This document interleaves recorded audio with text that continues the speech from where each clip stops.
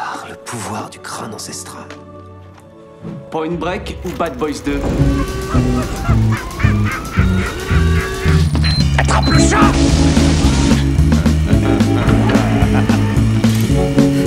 Et cette fois, John Wayne ne s'éloignera pas dans le soleil couchant avec Grace Kelly. C'est Gary Cooper, connard.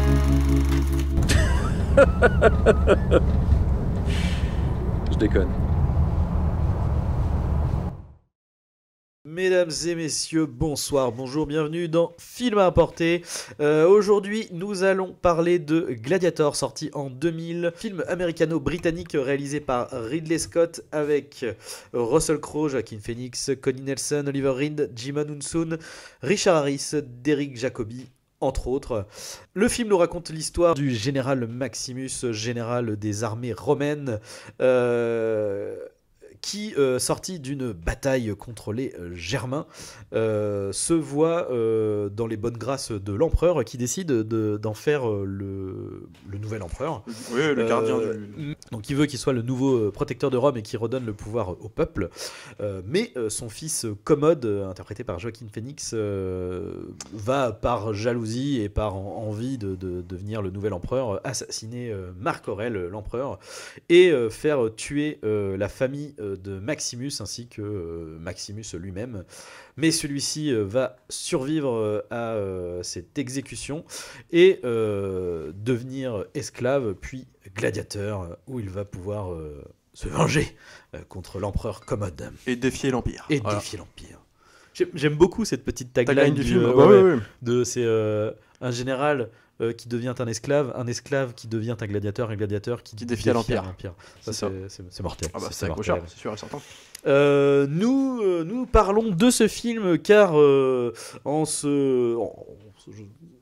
cette fin novembre, nous fêtons l'anniversaire de Ridley Scott, qui 83 qui a donc 83 ans, effectivement.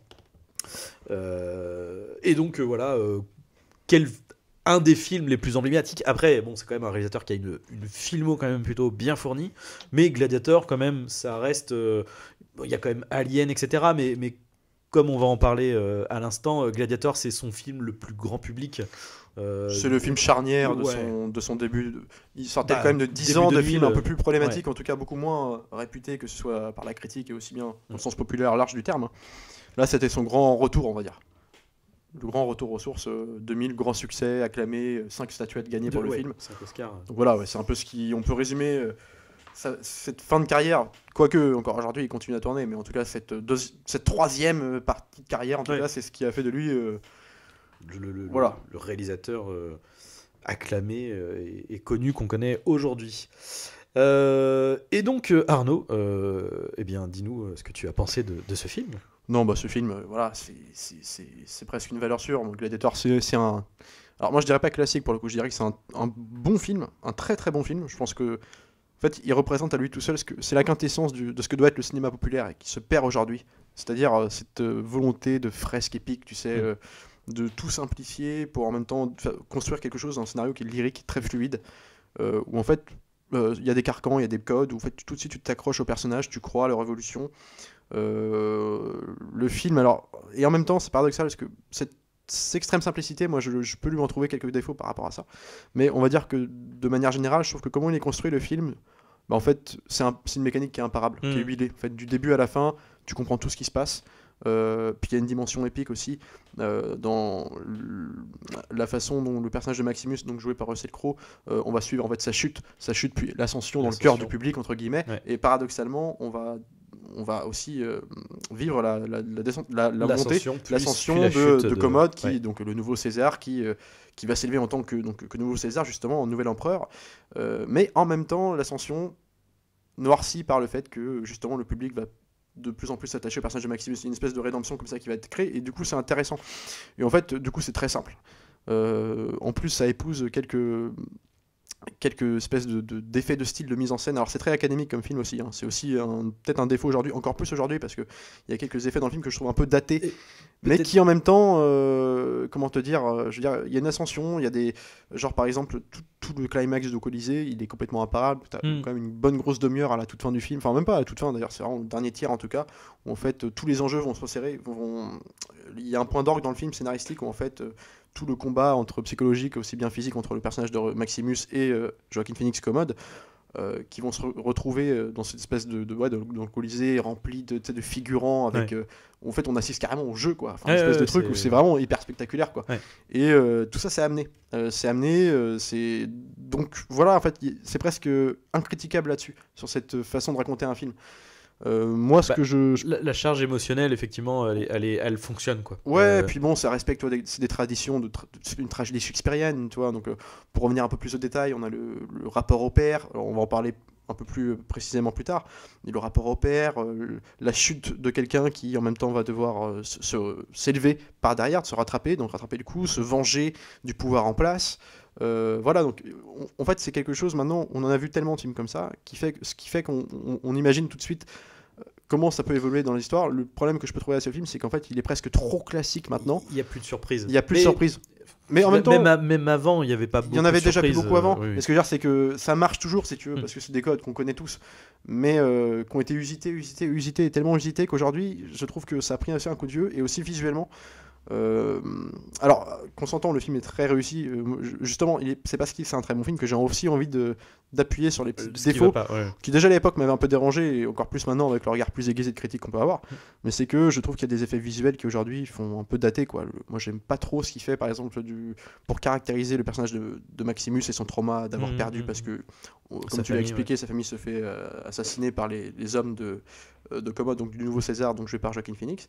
Et en fait, du coup, donc c'est le trauma principal du personnage de Maximus qui va vouloir, du coup, en tant que gladiateur, se venger pour aller jusqu'à défier carrément l'Empire, voilà, et se venger de Commode. Mais je trouve que c'est montré de façon, c'est quand même des visions un peu, tu sais. Presque... on est à la limite du sépia quoi. Ouais, presque. Quand je dis sépia, c'est pas sépia sur le ton, mais c'est très, tu vois, ça jure quoi. C'est presque clippé. Il y a un truc. Et puis bon, comme en plus adoubé à ça, une espèce de mise en scène qui flirte toujours avec l'académisme, c'est très pompier quand même comme mise en scène, même si c'est super efficace.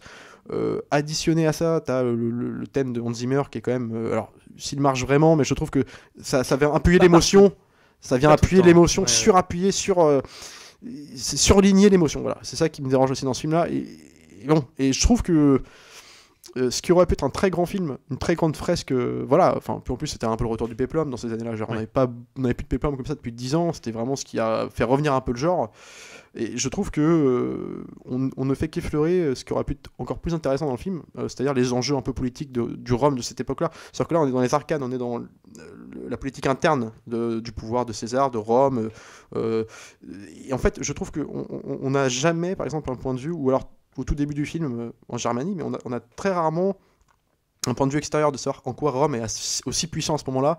Vraiment, non, du coup, elle n'est pas aussi puissante, elle est même plutôt à son apogée, parce qu'on explique quand même tout le côté de, qu'on appelle ça, le fait que Marc Aurèle veut donner le pouvoir à Maximus, c'est justement parce que la corruption a gagné, etc. Oui, gangrène un peu tout ça, Maximus lui dit, ah mais non, mais Rome c'est la lumière. Il fait, non mais en fait ça fait longtemps que tu n'y as pas mis les pieds, parce que Rome c'est plus ça en fait, là on arrive à la fin en fait. Ouais, mais enfin ce que je veux dire c'est que en tout cas c'est pas army explicité, c'est pas montré quoi. C'est pas montré, mais on nous le présente quand même comme un Rome qui est jusqu'à l'Afrique du Sud. Il y a un truc en fait où tu sais, il y a quelques villages d'irréductibles qui résistent encore un peu. Donc on est quand même dans l'espèce de symbolique de puissance. Puis comme on reste que dans le domaine un peu fait de la haute politique avec les empereurs et ces hommes, tu vois, il y a un truc très.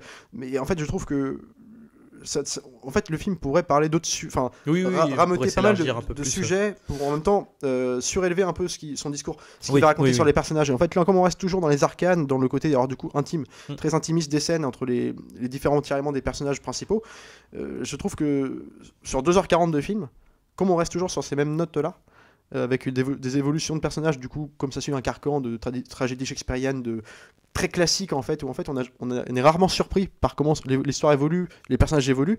Je trouve que sur 2h40 de film, c'est presque trop léger pour moi. Malgré une mise en scène par moments vraiment incroyable, même très souvent, c'est hyper solide comme film. Je trouve que c'est trop c'est trop léger. Mm. C'est presque trop simpliste en termes d'écriture. Alors après, à noter quand même, parce que du coup, j'ai vu, j'avais pas fait exprès, mais j'ai vu la version longue du coup de 3 heures, de 3 heures. Bah oui, de 3 heures, de 2 heures, ça, 2h50. 15 minutes de plus, ouais. La version cinéma, du coup, donc celle que tu as vue, fait 2h35. Ouais. 2h35, 2h40. Et pour le coup, ce qu'on en discutait en amont, moi je trouve que cette version longue, elle apporte en partie des réparations à ce que tu dis par rapport à ce manque d'enjeux politiques et ils en mettent quand même un peu et du coup je pense que maintenant que je l'ai vu, parce que je l'avais jamais vu, hein, c'était la première fois que je conseille vraiment plus de regarder la version longue quand même qui donne beaucoup de petites clés de lecture et même parfois d'enjeux en fait. Des fois ça replace les enjeux et c'est Et qui est dispo, je rajoute un qui est dispo sur la version longue, normalement sur tous les masters Blu-ray, DVD, enfin en tout cas les masters Blu-ray, elle est dispo. On a les deux choix. Donc, Et ouais, sinon, bah, pour moi, Gladiator, ça fait partie de ces films où instantanément je suis happé quoi. J'ai voulu tester le fichier que j'avais juste pour voir la qualité de l'image, etc. Littéralement je me suis posé, je devais juste allumer le truc, voir comment c'était. Je suis resté 15 minutes devant, je fais ouais, non, attendez, je vais regarder demain, on va se poser tranquillement. Et c'est le film, je suis happé quoi. Les 2h50 je les sens pas passer du tout quoi. C'est imparable. Pour moi c'est imparable. Après je suis d'accord avec toi, j'ai un peu plus de réserve. J'ai moins de réserve que toi justement sur les fautes de goût, sauf peut-être celle effectivement le côté. Ouais, à un moment donné, ça fait un peu jaune. Jaune grisou. Enfin, c'est très bizarre. Si tu veux, c'est même dans ce que ça raconte. Si tu veux, en fait, c'est une sorte de symbolisme. Qui nous est montré en fait à l'œil nu avec tout ce que ça comporte d'effets visuels. Ouais, mais c'est pas tellement ça, ouais. c'est que par exemple on comprend que le mec a perdu sa femme, on le découvre au début du film, mais je pense que ça suffit de le voir et tu peux le trauma est placé si tu veux. Je pense que t'as pas besoin de le rappeler systématiquement. Puis je trouve que ça revient très régulièrement où le mec s'imagine en plus comment c'est filmé, t'as une espèce de porte qui s'ouvre, tu sais, comme si l'enclos de la mort. Mais en même temps je trouve que c'est grossier quoi. Je trouve ça plutôt joli et en plus ça met aussi en perspective le côté paysage, enfin je sais pas comment dire, c'est le côté autre lieu lointain aussi, parce que t'as aussi toute cette comment on appelle ça, ce côté on va rentrer à la maison quoi. C'est ça en fait aussi qui fait que pour moi ça fonctionne. Mais ça tombe presque trop bien. Moi, je trouve que le fait en plus il le rappelle Richard Harris, Richard Harris que je resitue, qui est donc Marc Howell, donc le premier le César du début du film qui va mourir justement. Et en fait lui pose la question de savoir donc à Maximus qui à ce moment-là donc un général, il vient de lui parler, il vient de lui demander en gros de reprendre le pouvoir derrière en fait simplement, puis il lui demande alors comment ça se passe chez toi, parle-moi un peu de ta maison, de ton chez toi, et lui raconte c'est un peu la vallée, alors c'est presque trop beau du coup, très reculé, loin de tout le Rome, tu vois, toute l'entreprise de Rome qui essaye de gagner, voilà, là c'est vraiment loin de tout ça, reculé dans un paysage reculé, mais c'est presque trop beau parce qu'en fait du coup dans la vision, moi je trouve que ça me permet t'as l'impression de voir le paradis, l'enfer de Rome et la vallée de montagne, le paradis, mais filmé de cette manière là avec l'espèce de ralenti, les trucs, la main dans la, je trouve que c'est presque, mais du coup c'est en même temps j'ai envie de te dire, c'est par rapport à du Ridley Scott qui faisait quand même du cinéma beaucoup plus, alors évidemment je te parle pas d'Hannibal juste avant, des films comme ça, mais on va citer les classiques, mais les Aliens, les trucs quand même, c'est pas le genre de film, c'était plus autorisant, mais c'était quand même plus finaux dans la démonstration. Là je trouve que c'est quand même on veut rameuter on veut toucher l'émotion du doigt, mais du coup on va appuyer dessus quoi. C'est aussi pas la même époque non plus. Enfin c'est aussi pas la même époque et par exemple je veux dire que ça soit Blade Runner ou Alien, pour citer ces plus illustres films d'antan, c'est pas non plus hyper porté sur l'émotionnel quoi. Enfin, c'est plus autorisant, c'est ce que je disais. Oui, voilà, c'est ça. Très, mis à part parce qu'il y a quand même des scènes qui fonctionnent, hein, même si j'aime beaucoup moi j'ai oublié son nom. Mais ça me fait dire que c'est plus son truc du coup, tu vois. C'est ça qui me fait. Oui, ça me fait dire qu'il est plus à l'aise dans un truc comme ça, Mais parce que je sais pas, parce que de fait ça fonctionne, tu vois. De fait à la fin j'ai beau connaître le film, moi je tire la larmichette à arriver à la fin du film, tu vois. Mais je pense que c'est la mécanique scénaristique aussi. C'est-à-dire cette simplicité, sûrement. Et cet académisme en fait un peu prononcé fait que en fait avec une espèce de musique qui tout est surligné, donc en fait moi aussi je suis pris, mais du coup je trouve que tout ça, alors autant il peut être pompier Hans Zimmer, mais je trouve que quand on arrive à ce final et je trouve que là pour le coup tout hormis hormis effectivement ce truc là d'arriver au paradis qui est effectivement pas subtil, mais tout le reste je trouve est plutôt aux bonnes proportions. Pour le coup je trouve qu'on est vraiment au moment ultime quoi. Bah, dans tout le climax, de toute façon, tout ce qui se passe dans le Colisée, même le jeu d'acteur aussi, enfin tout. Là vraiment on est vraiment sur, je trouve ça explose quoi. Ouais, voilà, parce que pour contextualiser rapidement, donc il se retrouve évidemment uniformé à aller se battre dans les jeux, donc au Colisée, voilà. Donc puis là on arrive au stade où c'est alors en fait c'est la confrontation finale avec le personnage de Commode et donc de Maximus qui finalement vont amener à se combattre. Sachant qu'il y a tout un tout le film, donc du coup il y a eu une montée, Maximus a pris le dessus, Commode s'est retrouvé en mode merde, le peuple l'acclame, comment je fais, voilà. Puis la trahison fomentée par du coup la sœur de Commode du coup qui est censé aider Maximus à sortir, à reprendre sa place de général et de revenir en fait faire un putsch militaire en fait pour débouter Commode. Finalement ce putsch est complètement arrêté, l'homme de main de Maximus est tué, sa sœur est du coup contraint et forcé de relation la plus glauque, une des relations les plus glauques, on va en parler aussi, on en reparlera, mais voilà, du coup forcé de devenir sa compagne et de devoir lui donner un héritier. Christine Boutin serait fière, et du coup ça me fait marrer. C'est ça, on est dans l'inceste pur. Ah ouais, c'est très sale. Et voilà, et donc du coup on part de très bas pour Maximus, le fait de le faire remonter, puis bim, de le faire rechuter juste avant la dernière phase du film. Du coup, ça te donne ce côté, un peu, on remet l'enjeu un peu fort sur ce dernier combat, le dernier face à face. Du coup, donc eux deux dans l'arène avec du coup tous les protagonistes concernés par cette histoire qui sont littéralement à l'attente de la résolution de ce combat, quoi. C'est ça, parce que comme c'est ce parcours classique de chute, ascension, rivalité jusqu'à la confrontation finale, en fait, qui marche parce que dès le début la mécanique du film fait que t'es tout de suite en apitoiement pour le personnage de Maximus.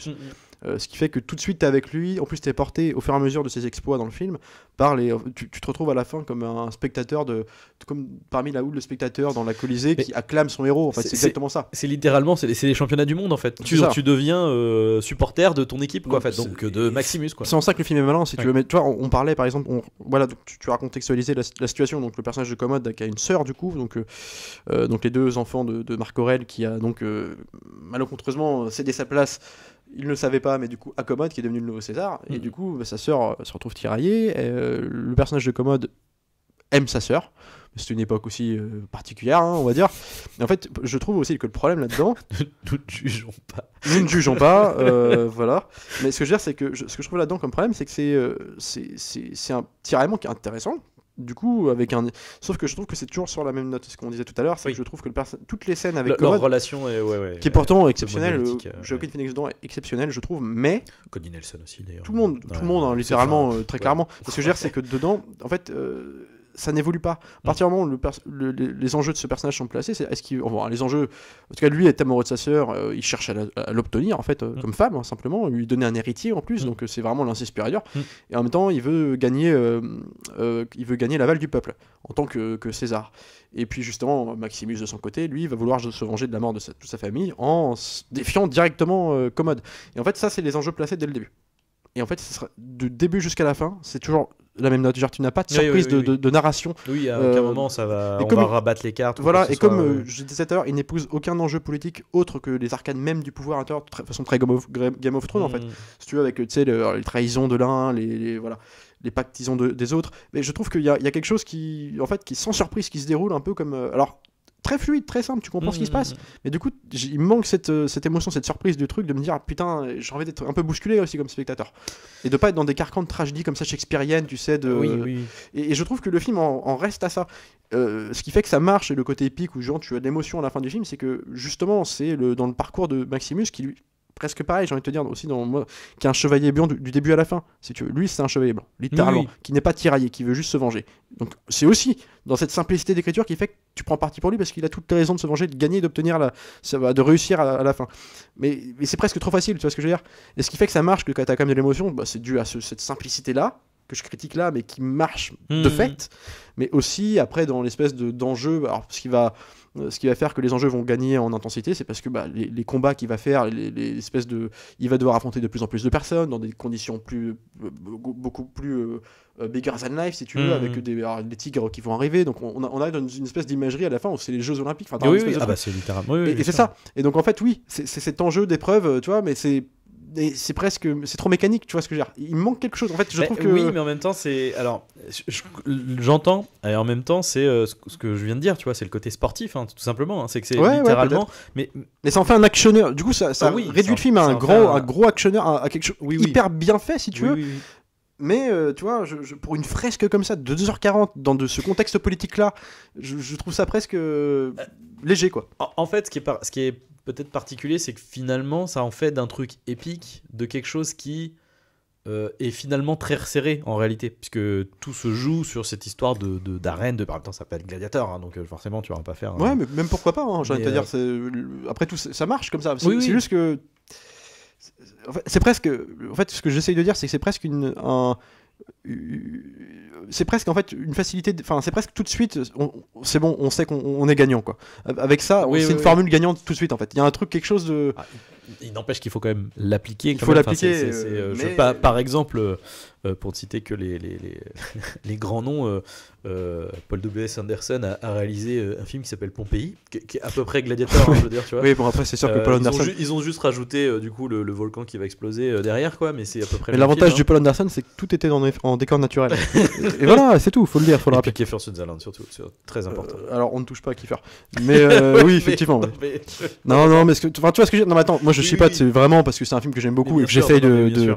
Mais au final, à la revoyure, du coup, dans la version longue, je trouve que justement, on sent beaucoup plus cette volonté de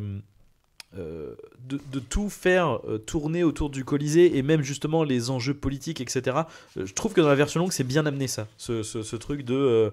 En fait, dans la version cinéma, il y a effectivement ce truc de. C'est tout de suite Gladiateur, le général qui arrive, puis il se bat contre Commode, etc. Dans la version longue, il y a beaucoup plus ce truc amené de les sénateurs qui sont déjà en fait en opposition en fait avec. C'est-à-dire qu'au début, Maximus dans Rome n'est pas un enjeu du tout. Fait, pendant la première heure, quoi, les 30 premières minutes. Et du coup, au début, on te pose ce truc de Commode qui veut. Pour gagner le pouvoir, doit gagner le peuple. C'est toujours cet enjeu. D'ailleurs, c'est l'enjeu de Marc Aurèle aussi, quand il dit « je veux donner le pouvoir est au peuple », en fait. Donc c'est eux qui ont les rênes, quelque part. Donc il doit gagner le peuple pour pouvoir gagner sa place, etc. Et pour pouvoir, du coup, virer le Sénat pour être le maître à bord. Et donc on fait tout tourner ça autour de cet enjeu des jeux des gladiateurs, et il y a ce côté économique, le côté politique de là on ne peut pas intervenir, on ne peut pas faire assassiner cet empereur parce que là il est au top de sa forme en fait, donc malheureusement on est obligé d'attendre, et on est obligé d'attendre que passent ces jeux pour agir, quoi. Et du coup, le fait qu'on ait posé ce truc-là fait que l'élément déclencheur de Maximus devienne un catalyseur en fait de tout ça, et du coup, les jeux un peu mécaniques, parce que oui, c'est littéralement partie 1, partie 2, match 1, match 2, match 3, et bien du coup, ça devient des enjeux de cette histoire politique de cette histoire politique, de trahison, de complot, etc. Et en plus de ce qu'on disait par rapport à l'arc narratif du père, donc de Marc Aurèle, à la fois père spirituel pour Maximus et père naturel pour Commode. Ouais, mais alors du coup, moi je trouve quand même qu'il y a une réflexion à ce film, en fait, en le revoyant là. Je trouve que justement, il y a aussi ce côté un peu. C'est aussi, quand je dis la relation par exemple des personnages, mais surtout l'évolution du personnage de Commode, par exemple, surtout celui-ci, malgré le jeu assez incroyable, je trouve, de Joaquin Phoenix, je trouve qu'il y a quand même ce côté manichéen dans le sens où. Alors on pourra me rétorquer que non, dans le sens où, oui, mais parce que par ses. C'est tiraillement psychologique aussi. C'est un espèce de il est presque attachant dans sa façon de tout foirer dans sa relation avec sa sœur, dans sa relation au peuple, en fait, où tout est calculé, ce qui fait que tout de suite ça se voit que c'est un connard, et puis du coup il peut devenir attachant là-dessus, parce qu'en plus il le joue de façon presque comme petit garçon, un peu qui sait pas trop ce qu'il fait, qui veut donner l'impression d'être le chef, mais qui en même temps n'a pas la condition morale, mentale pour le faire, pour le devenir. Donc ça se ressent que c'est un faible qui essaie de jouer au roi, quoi, au boss. Et le problème, c'est que ça me suffit pas à en faire un personnage pour et contre, tu vois. Ça reste un connard, parce que toutes les actions qu'il fait, c'est des actions d'enfoiré dans le film. C'est-à-dire, à aucun moment, il n'a pas une action ou il ne fait pas quelque chose pour le calcul, pour l'image qu'il va renvoyer vis-à-vis du peuple et compagnie, ou alors simplement se débarrasser tout simplement de Maximus qui lui représente le cheval blanc. Et du coup c'est toujours des actions d'enfoiré, et je trouve que son personnage aurait gagné en ampleur si par exemple justement en s'intéressant un peu plus à la complexité politique de Rome dans ces années-là, outre que dans les arcanes, outre que dans les relations internes des politiciens à politiciens, savoir dans leur action politique, qui ne concerne pas que les jeux, pour le coup, qui concerne aussi leur dimension assez tendre dans l'Europe et tout ça, le voir participer à des actions comme ça concrètes en tant que César, et le voir prendre des décisions de pure bonté aussi, que ce soit pas noir ou blanc. Ça permet aussi de parler un peu du contexte, en même temps dans ce tirament de se dire c'est pas forcément qu'un enfoiré, il peut avoir des actions bonnes, mais en même temps ce qui fait que c'est un enfoiré, c'est qu'il veut tellement se venger de Maximus, et en même temps jouer un peu, créer un attachement qui ne soit pas de façade en fait. L'attachement que j'ai pour ce personnage là, c'est ses failles et fragilités psychologiques, mais c'est un enfoiré quand même. Oui, en fait littéralement je pense que c'est un personnage pas hyper bien écrit, mais juste hyper bien interprété, et c'est ce qui fait qu'il fonctionne en réalité en fait. Ouais, mais tu vois, c'est ça que je veux dire. Il le joue très bien en fait. Ça donne, c'est un trompe-l'œil, ça donne l'impression d'un truc oui, le personnage en lui-même est il est sur une note aussi, et en fait c'est que je trouve tout est léger. Tout est en fait tout est léger mais hyper bien fait en fait. Tout est léger, hyper bien fait, et du coup redossé par une mise en scène de Ridley Scott qui est assez imparable, surtout moi je trouve la deuxième partie. C'est purement subjectif, parce que encore une fois il y a aussi j'énumère défauts sur mes défauts subjectifs ou non, mais en tout cas mes défauts que j'ai trouvés au film. Encore une fois c'est vraiment pour je trouvais ça plus intéressant dans ma position de débattre dans l'autre sens pour ce film que j'ai présenté comme un film que j'aime beaucoup, mais il n'est pas obligé de se branler pendant 2 heures. Non, mais c'est ça, c'est aussi, j'en rajoute peut-être des caisses, mais je le pense en tout cas sincèrement. Il y a un truc aussi dans la première partie qui me dérange dans la bataille, donc c'est redis-moi. En Germanie, voilà, au début, contre les rebelles, concrètement c'est ceux qui se révoltent, contre l'ascension de Rome sur les terres.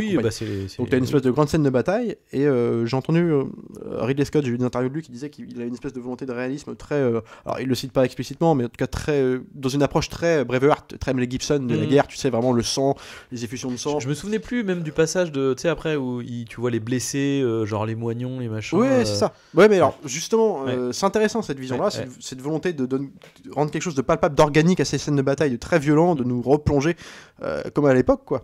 Sauf que alors, c'est intéressant, il le fait. C'est-à-dire que, comme il dit, dans sa volonté à lui, c'était de faire des caméras très près du corps. C'est-à-dire les scènes, sentir l'impact. C'est-à-dire que dès qu'il y a une flèche qui se plante, la terre qui se soulève, voilà, coller au corps pour qu'on sente le bruit du son, tu vois, des sabots, de trucs qui se. Ça, c'est intéressant. Et ça se ressent.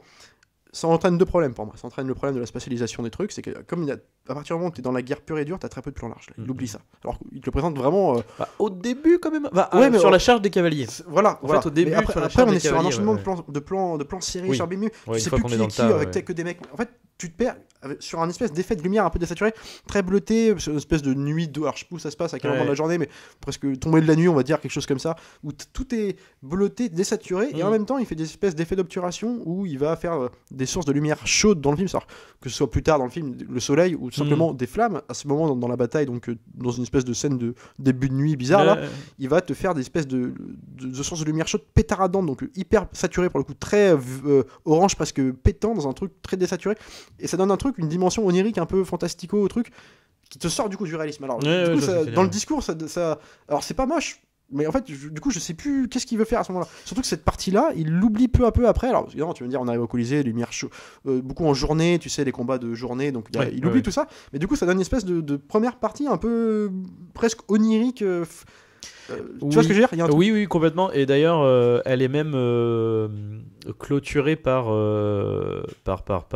justement juste après qu'il se soit fait la tentative d'assassinat.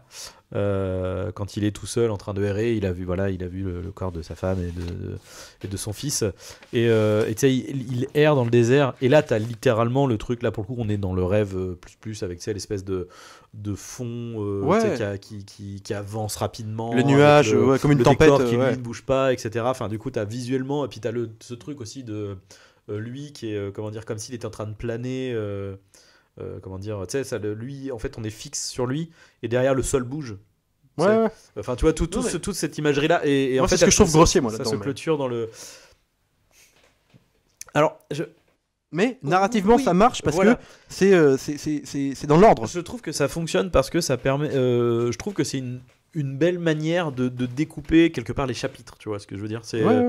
Et du coup, moi en tout cas, ça ne me gêne pas. Après, oui, c'est sûr que je mentirais si je disais que c'était subtil, quoi.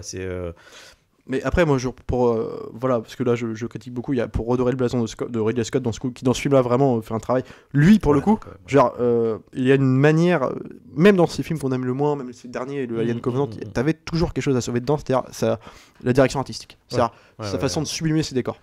Qu'il soit d'ailleurs en CGI ou pas, il y avait toujours quelque chose où tu trouvais, il y avait une espèce d'ampleur dans les plans, dans les choix de cadre, dans ce que tu voyais dans le plan, ligne dessus, enfin à perte de vue, vraiment il y a une espèce de dimension. Et là, je trouve que dans la deuxième partie du film, alors justement en tant que gladiateur emprisonné, en fait à partir de là, je trouve que il sait te sublimer, ça n'empêche pas, comme on disait tout à l'heure, les fonds, il va numériser les fonds pour donner la sensation de. Mais comme le faisait Peter Jackson dans les scènes de bataille. À un moment donné, t'as pas le choix. Tu peux pas reconstruire tout. Mais là, ce que je veux dire, c'est que le Colisée, à la fin, t'es au Colisée. Quoi. Ouais, non, franchement, ça a de la gueule. Mais même les plans de Rome, même si c'est du numérique et que tu le vois. Bien sûr. C'est vraiment les choix des couleurs, l'imagerie, elle est telle que. Puis c'est organique dans le sens où c'est sale, c'est terreux. Alors c'est sablé, le sable rouille tous les équipements des légionnaires et tout. Enfin, il y a un truc, tu crois vraiment, quoi. Ouais, la texture c'est con, les tissus vieillis et tout, genre c'est mort. Tu crois, quoi. Puis comme il te filme ça souvent avec, on insiste bien sur le public qui acclame, tu sais, t'as des espèces de grands travelling sur des centaines de figurants avec, là du coup une musique qui se permet encore une fois d'être un peu dans le truc un peu pompeux, mais que je trouve. En même temps, fonctionne du coup cette voilà, parce que là en plus on sent scénaristiquement on arrive dans une espèce de grande confrontation. C'est là que tout doit se jouer, que Maximus va devoir prouver tu vois, et c'est vrai que ça marche, donc c'est imparable, mais je sais pas comment expliquer. En fait, ce que je reproche au film, c'est que tout est presque trop incritiquable dans le procédé scénaristique, en fait. Mais non, c'est qu'en fait cette recherche de perfection, en fait, je trouve que la musique est placée au bon moment. C'est quand je dis du Ron Howard de Apollo 13 par exemple, tu vois ce que je veux dire, c'est que c'est académique au sens où en fait c'est super, je sais pas comment expliquer, c'est sans surprise, voilà, c'est ça que je veux dire. Oui. C'est sans surprise, jamais tu ne me surprends avec tes personnages. Jamais tu me surprends avec un élément de retournement de situation qui va faire que ça va retarder les plans du gars. Tout avance comme je l'imagine au début du film, en fait. Il n'y a pas trop de tension finalement. Enfin, je suis jamais. Il y a des moments mais c'est plus des moments de malaise ou de. Je vais être ébloui parce que je vais voir visuellement à certains moments du film, notamment sur la deuxième partie, je vais trouver ça vraiment assez fantastique, et en même temps je suis jamais surpris parce que comment le film se déroule. Je trouve que c'est presque scolaire. Tu vois ce que je veux dire? Oui. Non, donc en fait, c'est compliqué pour moi de dire ce que. Enfin, du coup, c'est en fait un film. C'est scolaire. En fait, ça me surprend pas. Tu vois ce que je veux dire? Je sais pas comment expliquer. Il peut y avoir une espèce de frustration de ça tutoie en fait l'excellence, quoi. Non mais c'est pour ça que c'est resté dur à dire. C'est ça. On est sur le putain. C'était quasiment le film, quoi. Le film. Mais c'est brouillé par des petites fautes de goût visuel. C'est par un agencement de scènes. C'est scolaire, c'est-à-dire que j'ai l'impression de l'avoir déjà vu ce film. Parce que, par exemple, avant de l'avoir vu, j'ai l'impression de l'avoir déjà vu, mais peut-être que l'avoir vu en mieux fait parce que les décors aidants, le truc. Mais j'ai l'impression que le scénario, il n'y a rien d'innovant, quoi. C'est sûr que le truc, c'est que comme on n'arrête pas de le dire, voilà, c'est le côté tragédie shakespearienne, etc. Le simple fait que ce soit ça, oui, tu l'as déjà vu, en fait. Tout ce qui va être le rapport au père, etc., les antagonistes qui ont le parcours croisé, du coup, oui, tout ça n'est pas neuf, quoi, c'est sûr. Et comme les enjeux sont installés dès le début du film, où tu sais, voilà, quel est le tiraillement de ce personnage-là, qu'est-ce qu'il va chercher à faire pour s'en sortir, quel est son combat à lui. on les a dès le début, et tout le film, on va l'avoir après. Dans la suite, on va avoir le combat qu'on imagine. Jusqu'à la fin, ça va être comme tout ce qu'on imagine. C'est-à-dire, jamais Common n'agit différemment de ce qu'on imagine de lui au début du film. Dès qu'il tue son père, on fait ok, d'accord, c'est ça. Il tue son père, il commence à dragouiller vaguement sa sœur, on comprend que c'est son enjeu, qu'en étant maintenant empereur, il se croit légitime pour l'obtenir. Il ne l'aura pas, on s'en doute, il ne l'aura pas. Maximus, c'est le chevalier blanc qui a perdu sa famille. Elle est morte, on sait qu'il ne pourra pas la retrouver, mais il l'a retrouvée jusqu'à la mort. Puis comme dès le début, quand il se remémore sa famille, il ne les voit plus que dans ses visions de la vallée de la mort et compagnie. Donc on sait qu'il va les retrouver. Et puis en fait, justement, avec ce plan au début du film, le film s'ouvre quand même sur le plan iconique de Maximus qui se balade dans les fougères, la main dans les fougères, là, tu sais, dans le truc, là, dans les hautes herbes, pardon. Ça cut ce moment-là, puis là t'arrives dans la bataille, donc autre situation, dans la bataille juste en Germanie. Donc tu sais que ce moment il est onirique. Oui, et donc ce moment, c'est le moment où il va retrouver sa femme. En fait, tout est. Donc, après, c'est le principe d'une tragédie, c'est que tu sais qu'ils vont crever. Et peut-être que ce film serait sorti 30 ans avant, peut-être que ça aurait été encore plus incroyable. Mais là, en fait, c'est juste que c'est pas tellement que le film est, encore une fois, je trouve que c'est un super bon film, mais qui est juste que je ne trouve pas. Je trouve trop simpliste dans tout, même dans sa volonté de péplum. Je trouve que c'est. Tu sens qu'il y a un carcan, genre le Ridley Scott se sortait de 10 ans un peu de galère de films qui ont pas trop fonctionné. Je crois que le dernier, non, celui d'après, ça allait être Hannibal. En tout cas, c'était une espèce de dizaine d'années comme ça, un peu décadente pour lui, malgré des grands films. Il y a Thelma et Louise qui était en 90, je crois, qui était super. Mais voilà, le mec il revient avec ça, tu sens qu'il y a. T'as 40, tu sens que le mec il s'est dit ok, il faut retrouver l'esprit populaire du truc, quitte à faire un peu plus de facilité dans le grand spectacle populos entre guillemets au sens strict, au sens noble du terme, beaucoup, ouais. Mais plus plus accès grand public, moins créatif, moins prise de risque, tu vois ce que je veux dire. C'est alors oui, mais en même temps pour le coup moi je trouve que c'est du coup ce qui fonctionne énormément quoi. C'est le parfois il faut aussi juste de la simplicité quoi. Et en l'occurrence en l'occurrence là je trouve justement ce que je disais, tu vois, à la fin je trouve que tous les niveaux du film sont en apothéose quoi. La musique est mortelle, le thème avec qui mène après vers le final avec Enya, etc. Les costumes sont mortels aussi, l'armure blanche de Commode un peu passée avec du coup le côté cuivré vert, tu sais, le rouille, enfin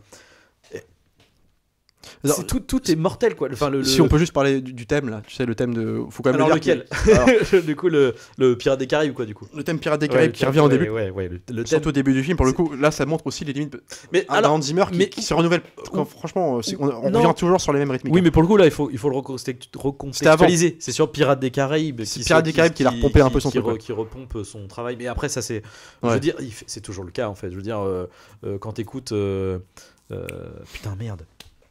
Quel film je me suis dit ah merde genre putain c'est non mais si oui James Bond. Dans James Bond dans No Time to Die je veux dire il a ressorti des morceaux de The Dark Knight, tu sais bien sûr. Bon voilà, ça c'est complètement approprié à James Bond du coup. Non mais oui. Après ça va parce que c'est les thèmes d'action, donc du coup ça fonctionne. Puis comme il reprend en plus des thèmes principaux des John Barry et compagnie, ça passe parce que il y a ce truc là. Mais tu sens quand même que ce qui passe moins dans ce film là, c'est quand même aussi les repompes un peu même de Zimmer qui s'autocite en fait sur beaucoup de ses films. Donc en fait ça fait. Mais là je dirais que la problématique sur ce thème là, c'est que parfois elle est pas appropriée. C'est-à-dire que je suis d'accord sur la charge du début, le côté hyper héroïque et tout, ça fonctionne pas parce qu'en plus l'instant d'après ce qu'on essaye de te montrer c'est le côté la guerre c'est sale quand même quoi. Et tu fais bah ouais mais attendez, vous êtes en train de nous faire vibrer avec votre musique qui part, la charge des cavaliers. Du coup ça fonctionne pas. C'est pour ça. Parce que par contre quand elle est réutilisée dans le premier combat au Colisée, là elle est mortelle. Avec les chars qui tournent et de toute façon, cette partie-là, la deuxième partie du film n'a plus rien à voir. Moi, je trouve qu'on gagne en qualité. Que le film avance en termes visuels et mise en scène, on gagne en qualité. Mais justement, quand je parlais de tiraillement visuel entre cette volonté absolue de réalisme, qu'il le dit lui-même en interview et dans les making-of, et de voir ce qui se traduit par les excès de violence et de façon très Mel Gibson pour le coup, très organique. Là, je suis d'accord, mais cette volonté de réalisme est toujours je vais dire entre guillemets un grand mot, mais gâché par cette En même temps, oui, il faut qu'on en fasse un truc bien, un grand spectacle populaire. Ouais. Avec donc du coup les effluves de musique ouais. pompière, l'espèce la façon les ralentis académiques pendant les scènes d'action, alors qu'en même temps justement tu viens de te voir un truc à la Blended presque de Peter Jackson. c'est toujours puis avec cette charte visuelle bizarre, tu vois. Après je me demande si effectivement du coup est-ce qu'il se prend pas les pieds dans le tapis plus par rapport à la technique en fait. C'est-à-dire qu'à un moment donné s'il veut tourner une scène, c'est vrai que j'arrive plus à savoir si c'est le matin ou le soir cette putain de séquence. Je sais pas, je crois que c'est le matin, très tamisé, donc après ils arrivent parce que quand t'as Commode et tout qui arrive, c'est après la bataille, le soleil se lève. Je crois que c'est au premier heure de l'aube, quoi. C'est ça. Mais du coup, le simple fait de vouloir faire ça à ce moment-là, c'est que il est obligé de se taper une espèce de pseudo-nuit américaine un peu dégueu, quoi, en fait. Et du coup, de fait, son côté réaliste se prend les pieds dans le tapis du simple fait qu'il doit faire un truc hyper artificiel, en fait, pour faire tout ça. Ce que je dis là, tout ce que je critique à ce film-là, en fait, je pense que c'est pas forcément Ridley Scott. Je pense que c'est son. Alors, je sais pas, c'est pas lui qui a écrit le scénario. Mais ce que je veux dire, c'est que il y a eu 3 scénaristes pour ce film. Il y a John Logan, William Nicholson et David Frazzoni. Et je pense que comment dire, il y avait un sujet le point d'orgue du truc, c'était de se dire on va faire un truc, il faut qu'on recentralise tout ça, que tout ce qui pouvait être un peu déviant, c'est-à-dire un vrai film, organique, violent, qui n'hésite pas à salir un peu tous les personnages, on va essayer d'en faire le strict minimum, en faire un truc un peu plus policé, plus donner des parts d'entrée à tout le monde pour que tout le monde puisse reconnaître dedans, les enfants, même malgré la violence, je pense que les enfants, comme nous l'avons vu étant enfants, ça marche sur nous parce que ça respecte des carcans, mais c'est ce qui me dérange. Je pense que le film aurait été encore plus grand si il avait pas peur de salir un peu tout le monde, quoi, de salir un peu son univers, plus sur ça, plus que les désillusions politiques, parce que c'est bien beau de nous mettre des mecs qui se trahissent oui, effectivement, c'est bien de façon très Game of Thrones, là on peut se dire c'était quand même un super monde, un monde très sombre et tout, mais je trouve que Maximus, c'est un guerrier qui tue des gens sur le truc, en fait, un mec qui hésite pas à tuer des gens, quitte à des fois à tuer des gens sans qu'on lui ordonne, mais tu sais, de façon, tu vois ce que je veux dire. C'est-à-dire qu'effectivement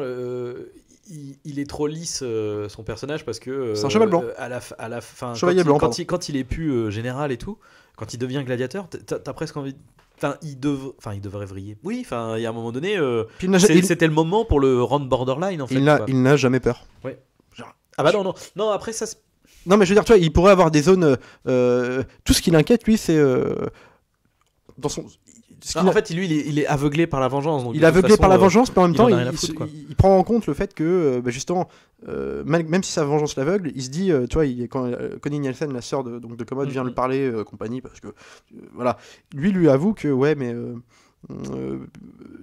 Tu crois que j'ai une place légitime pour faire ça, j'ai envie de me venger, mais en même temps je suis condamné à être celui qui fait rire tout le monde, en fait, sur les arènes, quoi. Il dit un truc comme ça à un moment, genre moi je suis juste le mec qui divertit les gens. Je suis juste le mec qui divertit les gens, mais tu vois, même là il a conscience d'être un instrument de foire un peu. Il est toujours dans une position de c'est l'homme digne. C'est l'homme qui est absolument pas corrompu, comme le rappelait Richard Harris au début, l'homme digne, mais jamais pas sali, parce que c'est pas le but de le salir, mais il a pas de zone d'ombre, de trucs et tout. D'avoir quelque chose au moins qui l'inquiète à un moment donné, quoi. Pour arriver à son but de se venger de Commode, il pourrait outrepasser les limites, tu vois. Même quitte à aller à l'encontre du discours de Richard Harris. Avoir été trop loin pour revenir après, en fait. Voilà, mais tu vois, faire quelque chose qui se piéger lui-même, mais aller à l'encontre du discours moral d'un Richard Harris au début, du César du début, qui lui disait tu représentes les valeurs que moi je veux pour Rome, en fait, c'est pour ça que je veux que ce soit toi qui prenne ma succession. Et donc lui aussi est noble au sens large du terme, c'est un grand empereur, on imagine, du coup, mais lui il pourrait outrepasser ses limites, en faire plus que, ou aller trop loin par rapport aux valeurs morales que lui inductait ce mec là, et en fait non, il est droit dans ses bottes jusqu'au bout, et ça me dérange, parce que justement en étant comme ça, à côté de ça t'as Commode qui est un connard jusqu'au bout. Tout est ça en fait il y a une certaine forme de manichéisme en même temps dans l'histoire, et qui est juste objectif, quoi. Alors je dis pas que ça dessert le film, parce qu'encore une fois tu prends parti pour quelqu'un, et que ça peut après tout le film a tellement de qualité à côté que ça suffit un peu, mais je trouve que ça aurait pu gagner être un très grand film s'il n'y avait pas eu tous ces trucs là, quoi. Encore une fois, effectivement, ce qui fait que le tout tient dans l'arc des personnages, c'est que les acteurs sont juste incroyablement Voilà. bon, quoi. Mais puis Et, voilà, enfin, tout le casting est imparable. Donc, tout ça, C'est-à-dire, sur, quand t'as Connie Nelson en face de Russell Crowe dans les dialogues, je veux dire, Non, mais bien sûr. les deux, ils respirent le charisme, quoi. C'est bien terrible. sûr. Et puis même bon, la scène de, enfin simplement, même si encore une fois alors après on l'a vu aussi depuis, donc c'est même pas forcément un défaut. La scène où justement Commode tue son père, en le serrant dans ses bras, on s'en doute que ça arrive à ce moment-là, à ce moment du plan, on sait qu'il va le faire. Mais ce que je veux dire, c'est que ça marche. Parce que là, pour le coup, les deux sont. Faut voir Richard Harris à ce moment-là, qui se pleure dans les bras en disant pardonne, j'ai été un mauvais père. Et là, pour le coup, la musique est bien parce que je trouve qu'elle est parfaite dans l'ambiance du. Tu sais, c'est à la fois triste et à la fois glauque parce que tu sens le truc malsain qui va arriver. Ouais. Et du coup, même dans la musique, on est sur cette comment dire, note entre le tragique et le émotionnel, triste, tu vois, dramatique. Et pareil, tu vois, elle l'autre, accompagne la scène plus que ce qu'elle a sur ligne. c'est ça, tu vois. Et l'autre, il est en train de pleurer. Donc au début, c'est vraiment juste oh merde, papa, machin, on est en train de chialer et tout. Et puis l'instant d'après, en fait, il est juste en train de serrer beaucoup trop fort, quoi. Il y avait 103 millions de dollars pour le budget. Ce qui à l'époque était pharaonique, faut quand même y aller. Ça a été non. tourné sur 10 mois, 2000, dans 4 pays différents, 4 équipes de tournage différentes. Il y a eu Malte, il y a eu Londres, les studios. C'est un gros film qui a eu presque 500 millions de dollars de box-office. Donc c'était quand même. Jusqu'à. C'est marrant, c'est qu'en 2021, il y a quand même des rumeurs que Ridley Scott ne lâcherait pas le morceau de vouloir faire un Gladiator 2 quand même. Alors, oui, ça revient sur le tapis. Ouais, non, protégeons. Connaissant la suite de la carrière de Ridley, en plus surtout le film n'a aucun. Alors ça dépend ce qu'ils veulent faire du scénario, mais je crois aussi le truc c'est qu'il me semble qu'ils veulent garder Russell Crowe, quoi. Oui, mais c'est-à-dire qu'il est mort. c'est aussi le problème. Alors moi je veux bien qu'il fasse un Gladiator dans les abysses de Et bien, en fait, du paradis, mais en fait, voilà. remarque, est-ce que ça serait pas un peu stylé, genre Russell Crowe qui se battrait dans les arènes d'Hadès, genre un truc chelou, tu sais. Mais il y a des trucs qui sont. Quitte à partir dans le mystique, autant y aller à Oui, fond, c'est tu vois. clair. Mais en regardant, en m'enseignant un peu sur l'aspect technique du film, pour le coup de construction, fabrication du film, il y a des trucs intéressants. C'est par exemple, on a eu le coordinateur des cascades, enfin en tout cas celui qui a travaillé sur les séquences de bataille et compagnie, c'est celui qui a travaillé sur le soldat Ryan. Donc toi, c'est quand même des mecs qui on prend pas ce mec pour rien. Non. Mais... D'ailleurs, il travaille sur les vaisseaux, c'était Neil Campbell, il s'appelle le gars. Et, donc le mec, si tu prends ce mec-là et une partie de l'équipe, parce que aussi ils avaient aussi approché, c'est con, mais Mel Gibson pour le rôle de Maximus au tout début. Mais tu sais, c'était dans cette dimension. Braveheart. T'avais ce truc aussi, de faire une espèce de d'épopée hyper réaliste, de truc. Voilà, Braveheart était aussi académique à sa façon. Je veux dire, voilà, c'était quand même un récit pour initiatique. le coup, il allait vachement plus loin dans le côté tripaille, quoi. Ouais, et puis il y avait ce côté craspec c'est ça. constant, tu sais. C'était puis il fallait voir, t'avais aussi des moments épiques, il fallait voir Mel Gibson mener maquillé à la fin, vouloir mobiliser les troupes pour aller au combat, complètement halluciné dans son jeu et tout. Il y avait ce truc là, voilà, il était moins et encore, c'est le film peut-être le plus grand public de Mel Gibson, parce qu'il voit ce qu'il fait derrière. Mais je veux dire, voilà, enfin tu vois, tu peux faire un film académique, tu ne tueras un point, son film de gars est académique, genre jusqu'à carrément, c'est Jésus, le personnage, il y a un truc comme ça. Mais quand t'es à la guerre, quoi. Et quand t'es à la guerre, quand tu vois les mecs qui arrivent et que t'as des carcasses de cadavres avec les mouches dessus et que, enfin, genre c'est terrible ce que tu vois. Et comment en plus c'est amené, parce que t'as eu un personnage qui était justement cheval blanc, certes, mais en même temps faible. Et un faible, tu l'emmènes pas à la guerre. Comment il va s'en sortir à la guerre? Et justement, de le voir qu'il s'en sort presque en super-héros pendant la guerre, c'est ça l'évolution du personnage. Oui, puis après, alors, ce qui est fort aussi, du coup, c'est qu'il devient super-héros à la guerre, mais sans violence, en fait. Sans toucher d'armes. À l'opposé de ce qui est censé représenter la guerre et le soldat, quoi. C'est donc, ça. Du coup, et surtout, le regard des gens change autour de lui aussi. Oui. Qui est pris pour une merde pendant le début, tout le long du film, à partir du moment où il arrive à la guerre, tout simplement, tous ses soldats, ses coéquipiers lui disent putain, en fait, on ne retourne pas se battre si tu pries pas pour nous, parce qu'ils le prennent pour une sorte de jésuite. Enfin, c'était un mec, une dimension christique, voilà. Mais tu vois, on peut faire un personnage qui entre guillemets propre sur lui, quoi, droit dans ses bottes, mais qui évolue. Ou de faire des. C'est ça. Parce que en fait, le regard, là, on pourrait dire la même chose dans Gladiator, oui, mais les gens, le regard, au moins le regard sur lui évolue. Mais c'est pas vrai. Dès le début, en fait, il a déjà les clameurs du public, ça va très vite. Tu vois, il y a un truc. Après, c'est aussi le propre de la tragédie, en fait, de partir là-dessus. Ceci dit, le truc, c'est que c'est pas. Ce qui est compliqué, c'est que le parcours de Maximus est de l'ordre de la tragédie, mais le film en lui-même en est pas vraiment une, en fait. C'est peut-être ça aussi qui rend le truc particulier, quoi. C'est une sorte un équilibre entre un revenge movie, un actionneur grand public, on va dire. Puis un récit un peu initial, enfin d'espèce de tragédie. Enfin, moi je dis tragédie, mais c'est comme. Bah si, littéralement, parce que comme tu dis, je veux dire, on sait. C'est le schéma classique, mais comme on en a déjà vu. On sait comment ça va terminer, on sait que le mec va mourir pour en arriver là, mais pour réussir sa quête. Et que, c'est voilà. ça. Mais l'ampleur visuelle du film, le cast incroyable, en fait, tout ça élève le truc. Et à juste titre, genre le film est quand même super à regarder.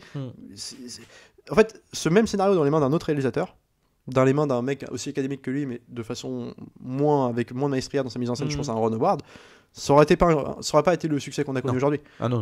Donc tu vois, ça veut dire qu'il y a un réalisateur derrière. Mais en termes de direction d'acteur, quand même, en plus, mais Ron Howard dans le côté académique, parfois ça sonne un peu faux, quoi, en fait. Non, mais tu vois, un truc tout con, mais genre un film qui n'a rien à voir, mais pour le coup fait de la même façon. Je pense à un Apollo 13. Quand je dis les scènes académiques, c'est tout ce qu'il y a dedans. C'est-à-dire, en fait, il y a des scènes, par exemple, où justement le personnage de Tom Hanks qui est envoyé dans l'espace pour aller sur la Lune, mais son vaisseau, donc du coup, un problème. Il faut qu'il rentre. Ils ont plus le temps. Il faut qu'il rentre sur la Terre. Mais en fait, tout l'enjeu, c'est ce qu'ils vont réussir à rentrer. Et du coup, lui, paniqué, Tom Hanks dans sa capsule, quoi, regarde la Terre de l'espace en pensant à sa femme. Donc il regarde dans la vitre, dans l'espèce du de son truc, et puis il regarde la Terre. Puis ça cut, bim, tu vois, en même moment, sur la Terre, c'est la femme qui regarde l'espace, donc Tom Hanks par la fenêtre de son salon. C'est ça l'académisme, c'est des effets pompiers pour surligner quelque chose que tu comprends déjà. L'émotion, sa femme lui manque, mais est-ce que tu as besoin de voir ce moment-là? Et dans ce film-là, t'as plein de petits trucs comme ça, alors édulcorés, ou alors fait avec, en plus avec une espèce de musique derrière. Tout est appuyé. Je sais pas comment expliquer. C'est ça l'académisme. Mais à côté de ça, il a une espèce voilà, il y a une maestria dans la forme. C'est-à-dire, il va être capable de sublimer un Colisée, de te faire croire à ce que tu vois. Et ça, c'est imparable. Je trouve que la présentation de Rome, c'est un peu l'anti-Blade Runner. Je trouve que tu as ce même côté tes plans larges, tu vois, pour présenter la ville, etc. Mais à la différence de Blade Runner, là on est en pleine lumière, on est et en même temps, ce qui est hyper intéressant, c'est que à la fois on est dans la pleine lumière, donc c'est le côté joyeux, lumineux, etc. Et en même temps, tout est extrêmement monochrome, tu vois. Et c'est, ça visuellement, ça envoie du. Non, mais c'est simplement presque naturel à ce moment-là. C'est une lumière naturelle, quoi. C'est ça que je veux dire. Ce qu'il faut aussi que ça marche. Non, mais ça donne cette impression-là. Surtout après toutes les expérimentations visuelles qu'il a fait avant.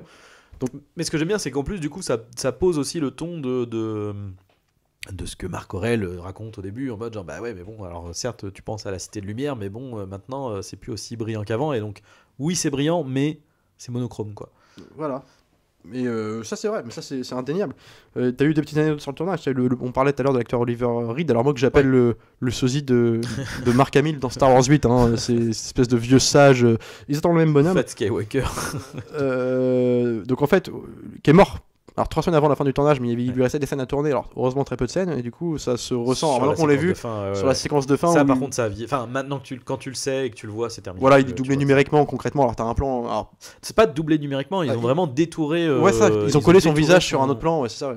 Ah mais même pas, c'est vraiment lui qu'ils ont détouré en fait. Parce que tu vois. Tu crois simplement ouais, parce que tu vois le mouvement après, tu sais, il fait un. Ouais, remarque, j'ai pas trop fait gaffe. Il bouge et tout, si, c'est vraiment un détourage juste du personnage. Faut le savoir, je pense, mais bon, c'est vrai que c'est bon. Il faut qu'il. Après, encore une fois. Il lui restait très peu de scènes à tourner, donc du coup ça se ressent pas trop dans le film, quoi. Non, ça va, parce que ça se ressent et ça se ressent pas. C'est-à-dire que le truc, c'est que le personnage est quand même hyper présent. Je veux dire, c'est un des personnages principaux, quoi.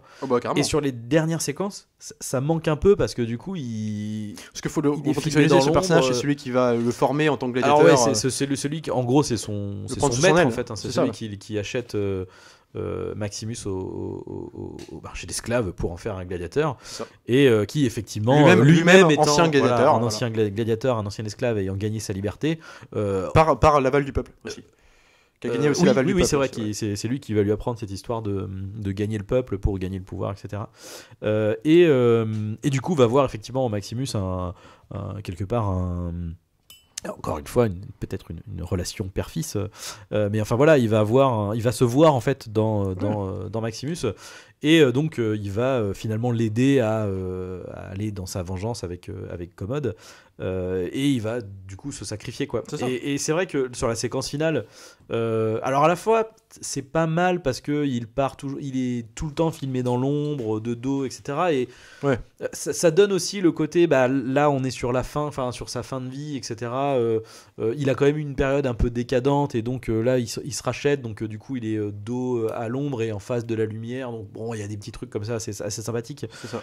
Mais bon, ça manque quand même, quoi. C'est que tu te dis, le mec, il était là tout le temps, et là, on a 2 plans sur lui qui sont soit des plans de montage rajoutés ou forceps, alors que c'est pas du tout des séquences, et ça c'est pareil, une fois que tu l'as vu, en termes de rythme, ça marche de ouf, mais bon, quand t'as l'œil dessus... Oui, quand tu le sais, c'est un peu plus problématique. Après, ça c'est aussi la problématique plus technologique d'aujourd'hui, quoi. C'est-à-dire que le fait d'avoir des masters 4K, Blu-ray, 1080p, etc., bah, du coup, tu t'as plus les artefacts que t'avais quand tu regardais ta VHS, ou ne serait-ce qu'avec la bobine de cinéma, tu vois. Tous les films de nos enfants, ça fait problématique. Maintenant, quand tu regardes Jurassic Park, c'est vrai que avec l'apport HD du truc, où tu te rends compte encore plus des effets spéciaux qu'on voyait. C'est ça, le truc, c'est que là, du coup. Mais tu vois pour en rester sur Oliver Reed, en plus, ce qui est marrant, c'est qu'il a c'est une relation entre le personnage de lui et Maximus, de mentor à élève, d'élève à mentor, donc de espèce de paternité, un peu comme ça. Il a le rôle un peu du père, on va dire, entre guillemets. Et ce qui est marrant, c'est que dans son tournage, ils s'entendaient pas du tout, au point qu'ils ont failli en venir en main. C'était vraiment. Ah oui, ça je sais pas. Ouais, apparemment, ce que j'ai pu lire, c'était problématique entre les deux, mais vraiment très problématique, quoi. Alors que du coup, ils sont devenus plutôt très proches avec Richard Harris et Russell Crowe, mais apparemment, c'était problématique à tourner, quoi, ces scènes-là. Et du coup, ça se ressent. Moi, je l'avais vu, en fait, avant de me refaire le film, et en revoyant le film. Du coup, à chaque fois, je regardais un petit peu pour voir si ça sent. Alors, ça se sent pas dans le tournage, mais du coup, c'est marrant parce que c'est vraiment les deux personnages qu'il fallait qu'ils s'entendent, quoi, pour le de vrai, quoi. Donc t'as un truc comme ça. Ah, c'est marrant parce que pour le coup, je trouve que tu sens le côté. Alors, enfin, si tu Alors, sens qu'il y a une animosité, mais en fait, ça fonctionne dans leur relation. En même temps qu'il soit mentor, il y a quand même une sorte de défiance parce que ça reste le mec qui va le former avec l'éditeur. Donc il y a aussi le truc de ça pour le coup qui est intéressant dans le film, qui est à peu près peut-être le seul personne qui remet justement en question le côté sûr de lui de Maximus, en fait. C'est-à-dire que c'est le seul qui va le remettre, c'est-à-dire qu'il va le remettre à sa place en mode genre mec, d'accord, t'es un général, t'es machin et tout, genre mais descends juste de 2 étages. T'es au même titre que les autres, quoi. Voilà, c'est ça. T'es un gladiateur parmi les autres, en fait. C'est aussi une façon de gagner le respect de l'autre, parce que l'autre quelque part va le prendre, il va l'écouter dans ses conseils, parce que justement il va un peu le déstarifier. Enfin, tu vois, il y a un truc comme ça. Mais voilà, ouais. Donc Gladiator. Alors après. Faut savoir, Gladiator a réouvert. Moi, je pense que c'est ce qui a ramené un peu sur le devant de la scène le péplum. Encore que, comme tu disais, il y a eu 40 péplums derrière. Mais bon, tu vois, c'est surtout le film de péplum des années 2000, quoi. Ouais, bah voilà, le péplum. Non, mais tu vois, il y en a eu 2-3 derrière qui sont arrivés. T'as eu le 3 donc de Peterson. Moi, j'ai une tendresse pour ce film-là quand même. Encore, faudrait que je le revoie, mais bon, c'est aussi un réalisateur que j'adore. Je suis pas hyper objectif. Lui, pour le coup, c'est long. Puis il y a aussi des gros problèmes d'écriture, c'est pas la question. T'as eu lui-même refait Ridley Scott Kingdom of Heaven, et là pour le coup en expérimentant, en allant. C'est pas vraiment péplum, mais pas vraiment péplum. Non, oui. On est dans une espèce de d'imagerie comme ça. Oui, ça revenait sur le côté leur gros film historique, voilà. Ce que je veux dire, c'est qu'en surexploitant de ces effets d'obturation de lumière, de couleur et tout, que je trouvais que visuellement, je trouvais qu'il avait moins de gueule déjà que Gladiator. Il est grisou, quoi. Ouais, mais c'est presque du Tony Scott dans du Ridley Scott. Il y avait un truc trop prononcé que beaucoup de gens apprécient, c'est pas la question. Donc moi, peut-être c'est subjectif, mais moi, c'est vraiment, ça me sort de l'aspect réaliste du film, malgré toute la dimension académique. Ça me pose problème quand un mec me dit qu'il veut faire du réalisme avec un truc comme ça qui fait fantastique, quoi. Mais donc voilà. Bon, après, t'as eu quand même, voilà. Moi, je pense que Gladiator, c'est ce qu'il a remis au goût du jour, qu'il a replacé sur la scène au terme du cinéma populaire et compagnie. Il a refait La Chute du Faucon Noir derrière, qui était alors là, pareil, vachement expérimental dans son approche. Moi, je l'aime bien ce film, mais alors, pour le coup, c'est déjà plus, on n'est plus du tout dans le Ridley Scott des années 80, quoi. Jusqu'à Thelma et Louise, il y a un truc là, ça y est, on est dans le grand spectacle, tu sais, malgré tout. Mais c'est ce qui est intéressant quand même avec Ridley Scott, c'est qu'il a vraiment des bons en fait dans sa carrière, quoi. C'est-à-dire que puis ça en touche à tout. Il est parti, mais c'est ça, il est parti très très fort avec Alien, Blade Runner, des trucs comme ça qui ont marqué le cinéma, de genre, d'horreur, de SF, etc. A peut-être eu un petit creux au niveau des années 90 et là est remonté avec Gladiator à ce moment-là, a commencé à ressortir des films plutôt réputés, etc. Il a recommencé à retomber dans un creux, du coup 2010-2011, la période Prometheus, Seul sur Mars qui est c'est un peu mitigé là, autour de ce film-là. Par exemple, c'est hyper léger comme film, quoi. C'est vraiment le petit film comédie, drame, tu sais pas trop ce que c'est. Alors Exodus que je n'ai pas vu, mais qui paraît-il est un grand chef-d'œuvre. Exodus, alors là, je l'ai pas cité exprès, mais alors par contre j'ai pas vu son dernier, le dernier duel. Et voilà, du coup c'est très bien. Pour le coup, j'ai l'impression, alors je ne sais pas si c'est, mais en tout cas les critiques ont l'air d'être plutôt beaucoup plus emballés par les derniers duels, et effectivement le House of Gucci qui arrive. Quelque chose de plus intimiste quand même. On est plus resserré sur une situation. Mais le sur le dernier Gauthier, pour le duel, coup, alors j'aime pas la bande-annonce, à voir.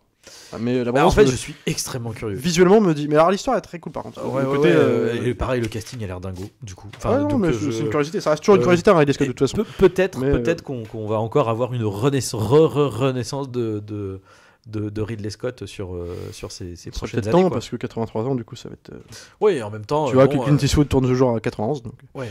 Après, en même temps, voilà, on dit ça, mais bon, en même temps, voilà, c'est le mec qui a quand même une carrière qui est. Ouais, non, mais oui, c'est sûr. qui- Ridley qui- Scott, il a qui- quand même plus rien à prouver. Oui, voilà, c'est ça. C'est Quand t'as Est-ce que c'est si fait. grave que ça Quand t'as fait Alien, Blade Runner, même des Thelma et Louise. Est-ce que Prometheus et même Covenant Gladiator. sont des problèmes? Qu'est-ce qu'on Non. s'en fout en fait quand on Non, réfléchit. non, non, puis surtout qu'il y a toujours des vérités dedans, encore une fois. Oui, Moi, oui, oui. Dans tout ce Tout n'est pas Grabuge, acheté. tu peux trouver des petits trucs super dedans.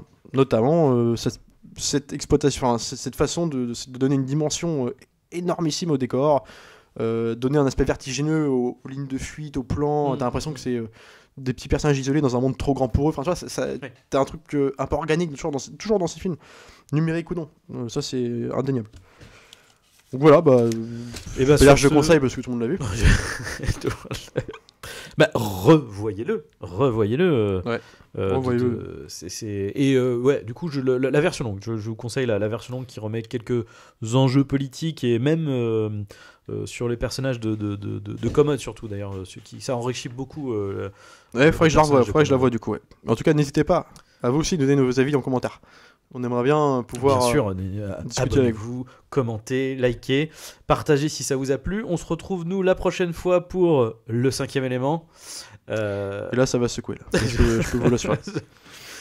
Salut à tous, salut Arnaud. Salut.